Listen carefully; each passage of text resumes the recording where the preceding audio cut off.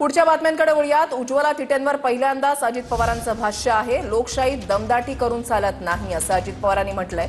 समाजात काही जण विकृतपणे वागतात असं अजित पवारांनी म्हटलेलं आहे। कायदा हातात घेऊन कुणाचंही भलं झालेलं नाही असं अजित पवारांनी म्हटलंय। याही जिल्ह्यामध्ये काही मोठ्या प्रमाणावर वेगवेगळ्या गोष्टी चालल्या। इथं आमची भगिनी उज्ज्वला तिथे बसलेल्या आहेत, त्यांच्यावरही कशा प्रकारचा प्रसंग आला तुम्ही बघितला। लोकशाही आहे। उद्याच्याला अजित पवार बारामतीत उभा असेल आणि तुमच्यापैकी कुणाला तिथं उभं राहायचं असेल, उभं राहता येतं।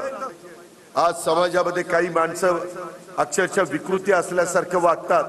दमदाटी घेऊन, कायदा हातात घेऊन कुठेही कुणाचंही भलं झालं नाही। लोक शांतपणे बघत असतात। योग्य वेळ आली, योग्य संधी आली की योग्य ठिकाणी बटन दाबण्याचं काम लोक करतात आणि मस्ती असणाऱ्या लोकांना अशा पद्धतीने खड्यासारखं बाजूला टाकतात। राम खाडेंवरील हल्ला गंभीर असल्याचं पंकजा मुंडेंनी म्हटलंय। प्रकरणाची सखोल चौकशी करून दोषींवर कारवाई करा असं पंकजा मुंडेंनी म्हटलंय। सखोल चौकशीचे पंकजा मुंडे यांचे आदेश आहेत। तळेगाव दाभाडे जवळच्या टोल नाक्यावर मध्यरात्री गोळीबाराची घटना घडली आहे। मध्यरात्री मकोकामधील आरोपी आणि पोलिसांमध्ये चकमक झाली। गुन्हे शाखेच्या पोलिसांवर मकोकातील आरोपीकडून गोळीबार करण्यात आला। पोलिसांनी 2 पिस्तूल, घरफोडीमधील सामान हे जप्त केलेलं आहे।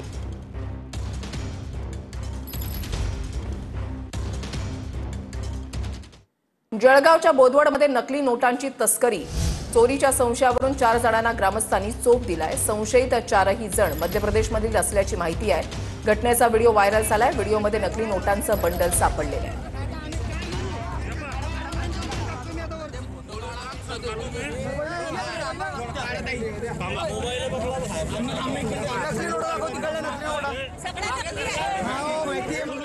मालेगावच्या डोंगराळे प्रकरणातील आरोपीची सुनावणी पार पडलेली आहे। आरोपीची व्हिडिओ कॉन्फरन्सिंगच्याद्वारे सुनावणी पार पडली। मालेगाव न्यायालयाकडून आरोपीला 1 डिसेंबरपर्यंत पोलीस कोठडी सुनावण्यात आली आहे। पीडित कुटुंबियांची सरकारी वकील संजय सोनावणे यांनी बाजू मांडली।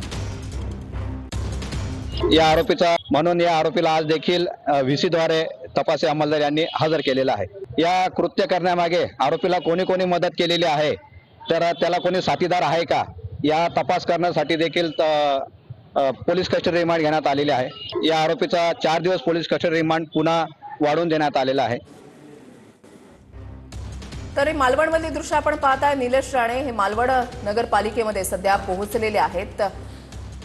त्यांनी व्हिडिओ काल एक सर्वांच्या समोर आणलेला होता, एक व्हिडिओ रेकॉर्ड केलेला होता की भाजप कार्यकर्त्यांच्या घरामध्ये नोटांची बंडल आहे। त्यांनाही बोललो की मला ह्याच्यावरती कारवाई आपण काय करता ते एकदा मला तुम्ही सांगावं की आम्हाला कळलं पाहिजे, एवढं फक्त आहे। आणि दुसरं एक कंप्लीट विजिलन्स पुऱ्या शहरावर कोणा बोलवायचं का आपल्याला? नाही सर, आदेश केलेले आहेत ते पण दाखवतो आपल्याला। जर आपण सगळे एका बाजूला आलात तर त्यांना करता येईल। इकडे या बाजू, एका बाजूला या बाजूला थोडं मागे मागे।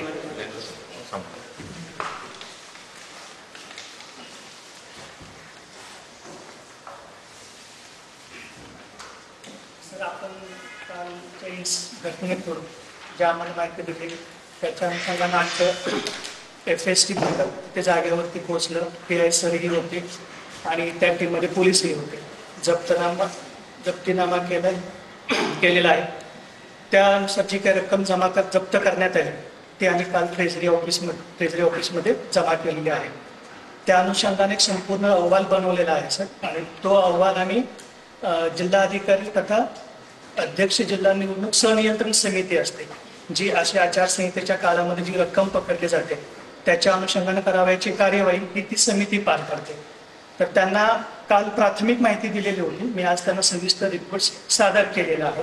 सदर समितीमध्ये इतरही जसे SP सर असतात किंवा आणखी इतर लोक असतात, हे सर्व इतर अधिकारी असतात, जिल्हास्तरीय अधिकारी। ही समिती चौकशी करते पोलिसांच्या मार्फत, आवश्यकतेनुरूप आमच्या मार्फतही चौकशी करते आणि या रकमेबद्दलचा जो पुढील काही कॉग्निझन्स घ्यायचा असेल तो घेऊन तसा ते आम्हाला आदेश करतात आणि त्याच्यानुसार आम्ही त्याची मग पुढची कार्यवाही करतो। दुसरा मुद्दा सर, आपण असं काल म्हटलं की आणखी विजिलन्स वाढवायला पाहिजे. आपण आता ही सूचना आम्हाला दिली पाहिजे.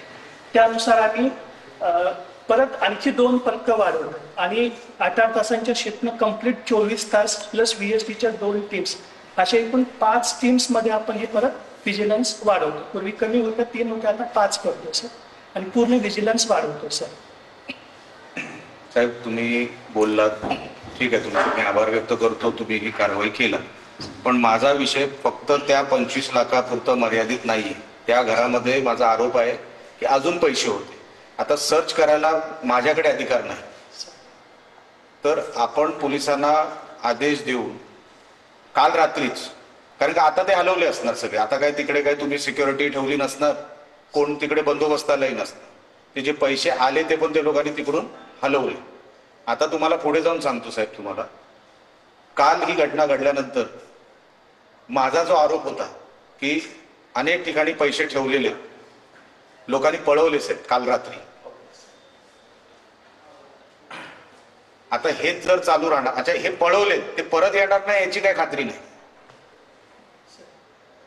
पण त्याच्यावरती आपण काहीतरी एक उपाययोजना काढा की हे बघा, निवडणूक आम्ही लढतोय तसे सगळे लढताय, पण पैशाचा एवढा मोठ्या प्रमाणामध्ये वापर जर होत असेल साहेब, अर्धी जबाबदारी काय, पूर्ण जबाबदारी आपल्यावर आहे. आम्ही तर पक्षातली लोक आहोत,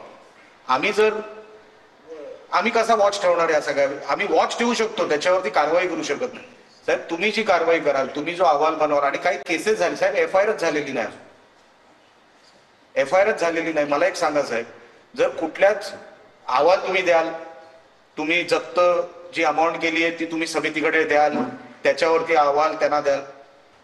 माझं म्हणणं साहेब आपल्याकडे एवढं आहे की FIR जर झाली नाही तर ह्या सगळ्या कालच्या घटनेला काही अर्थ राहणार नाही. तर माझी विनंती आहे, तुम्ही मला आज म्हणजे आज दिवसभरामध्ये पोलीस यंत्रणेशी पण आपण बोलून घ्यावं, आपल्या समितीच्या लोकांशी पण बोलून घ्यावं. तुम्ही आताच मला उत्तर द्यावं अशातला काही भाग नाही, तुम्ही बोलून घ्या. आणि FIRच झाला नाही तर साहेब ह्या प्रक्रियेला काहीच अर्थ राहत नाही.